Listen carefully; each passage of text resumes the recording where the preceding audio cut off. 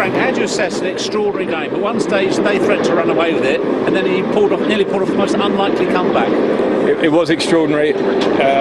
Even when you say they threatened to run away with it, I felt we were in it, because I could feel the way we were playing. The first half, in terms of football in the game, we were in it. It was a turnover and a great strike, a non-foul that goes in the top corner, and then a terrible from us on defending the corner. But other than that, in match play, we were okay. So the goal gave us hope. The lads showed great character. They're a fantastic team, and we can't afford to make those mistakes. But some of the stuff I saw from the team today, our team, was resilient, with some quality. And at 4-3, if we don't concede a fifth, I felt like we were coming, but not to be. How do you see the last day of the season now? It's huge, isn't it? It's huge. We know the situation. It's in our hands. It's in our hands to get the right result against a very good Wolves team. So the good thing is in our hands. We have to deal with that. If we want to get to where we want to be, then the pressure on moments like this is what it's all about. The players should be happy. Should be happy we're not playing a dead rubber. We're playing for something. And then we have a cup final after that. So it's recover, because they gave a lot tonight, the lads. I feel a bit sorry for them, because I think they were pushing so hard. But recover, and then we go on Sunday. Thank you.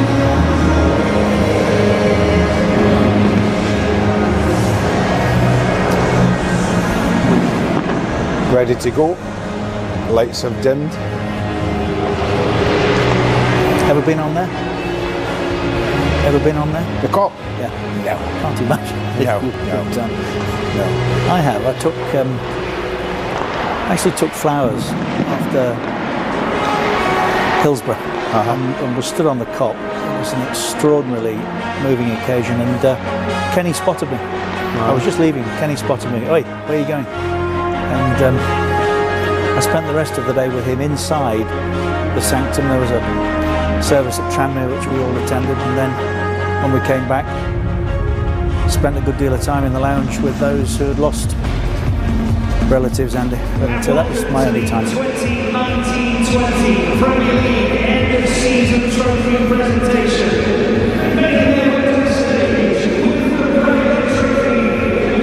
What a boy. What a player. Just for him, by the way, actually tonight, Andy, very satisfying evening. Jordan Henderson was one of his. He signed Yes, he was. Henderson. Yes, he was. Yes, all those years ago.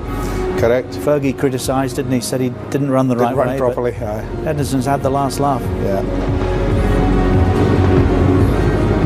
Okay, well, I think in amongst all the various wires that have been leaving Anfield tonight and the communications coming from that stadium, we have found Peter Drury, so we should return and enjoy the rest of this with him. And now look, Shankly, Paisley, Fagan, Dalglish, Jurgen Klopp, from another city in another land, and yet somehow born to this one. At once he understood Liverpool, and Liverpool understood him. Simply a transformational leader. His values are their values, his ambitions match theirs, his clenched fist, his sparkling smile, his irresistible charisma, and his approval by the man who, with a nod and a wink and a hug, has passed on across the generations Liverpool's baton of greatness. Dalglish builds a bridge to Klopp. A beautiful moment, Jim. Yeah, well, Jurgen Klopp has been the real game changer in all of this. You can look at certain players and think, yes, they made a difference, and they did in the likes of Van Dijk and Alisson. But Jurgen Klopp has turned this club right around, and it's almost going. Made this, of course, but how special Liverpool intend to make it for them. That is why it is happening on the Kop. This presentation not for a platform on the players' turf. This one is happening on the people's territory. Poignant and considerate. Liverpool's message to their fans is that this one is for you. First up the staff, and then the non-medal winning. And now we are into the business. Alisson, considered by many the missing piece. Well, you have to go back to Kiev and that horrible night for Loris Karius, and Liverpool had to do something about that position, and Alisson has delivered spectacularly for them. Adrian has deputised more than he might have expected right from the very first night here when he came on against Norwich City, and when he has deputised he has done so ably. But perhaps there is no deputy anywhere for Virgil van Dijk. Composure itself, utterly imperturbable.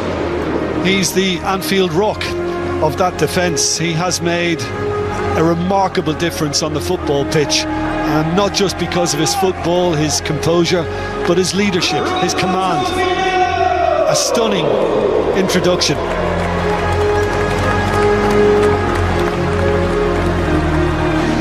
Roberto Firmino took the wrong turn. He certainly didn't this evening when he rose high to pummel in an Alexander-Arnold cross. Liverpool's number 9 with a proper centre-forwards goal. Well, we will certainly remember the goals of Fabinho this season. When he scores, he doesn't do half a job, he lets rip.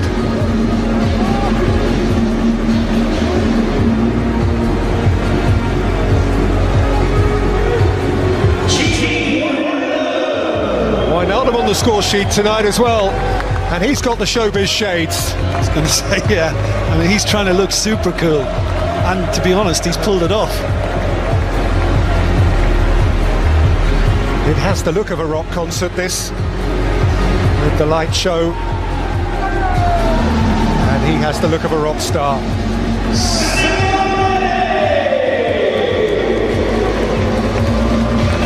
Well, if Firmino and Salah don't get you, Sadio Mane will. The Holy Trinity up front for Liverpool has surpassed anything anyone else has to offer. His sheer dynamism, his different level.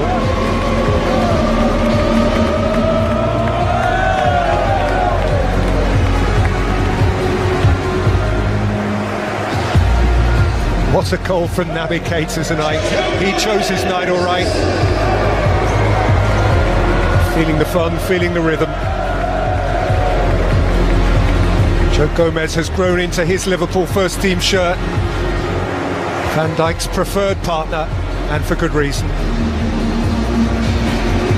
He has it all, and he has a huge career ahead of him, Joe Gomez. Well, you'd recruit Divock Origi if only to play in the derby. Everton light up his eyes. He scores special goals in the special games. An understudy, but an understudy who knows the lines.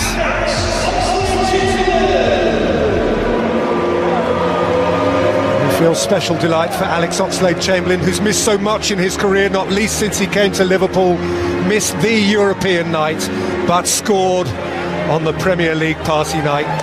Tried taking that one away from him. And then there's the Scouser. Of them all, he is the one who can say, I was born to this. My club, my city. Thank you, boss. Alexander-Arnold, Route 66. What a player, what a talent. And from right to left, they have become twins. What one does, the other matches. The coverage of yards, of miles, week on week, month on month, by those fullbacks is beyond ordinary. As indeed is James Milner, as ordinarily as he tries to portray himself. This now is a 3. Nobody will ever rob him of that goal at Old Trafford in the title year.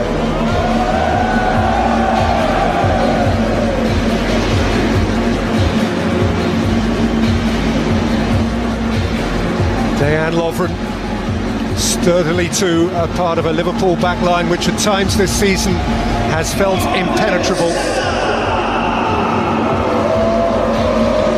And then there's Mo, as if you could forget. Tiptoeing up on another 20-goal season in the Premier League, and this time a season that is adorned with a medal. A smile on Mo Salah, as wide as Anfield. Matip, the other centre-half.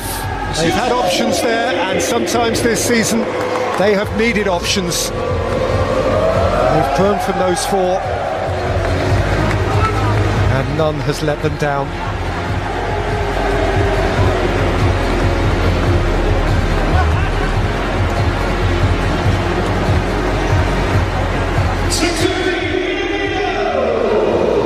Minamino's still learning the Anfield way, but he will learn.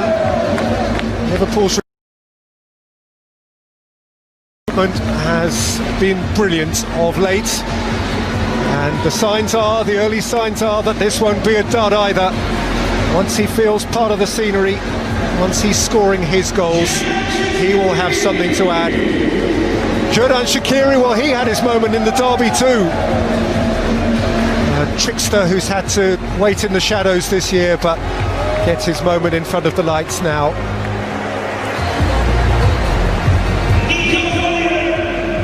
Nico Williams, another for whom the decade ahead could be something enviable. When he has had his minutes towards the end, he has looked entirely at home. And gather the medal of which at the start of this campaign he surely cannot have dreamt. And finally Jordan Henderson, 30 years old, he surely cannot have dreamt. And finally Jordan Henderson, 30 years old, the 30 years. The captain, a Dalglish investment, once doubted by some. The boy born in Sunderland in the summer of 1990 when Liverpool last ruled the land, and who grew one day to lift the European Cup, and a year later to follow now in the fabled footsteps of Ron Yates and Tommy Smith, Emlyn Hughes and Phil Thompson, Graham Souness and Alan Hansen, to skip a Liverpool to the title. At the end of the season they feared may never end. The longest wait, a generation on and more, for the 19th time in their history, for the first time in the Premier League, in the never-to-be-forgotten year of 2020, the champions of England again at last are Liverpool.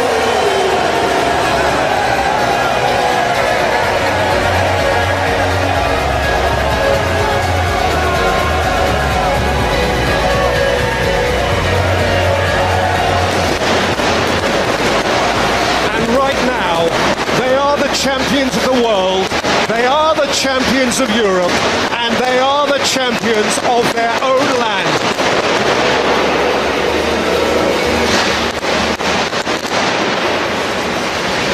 In this moment, no bird flies higher than the liver bird. No club anywhere carries the kudos of Liverpool Football Club.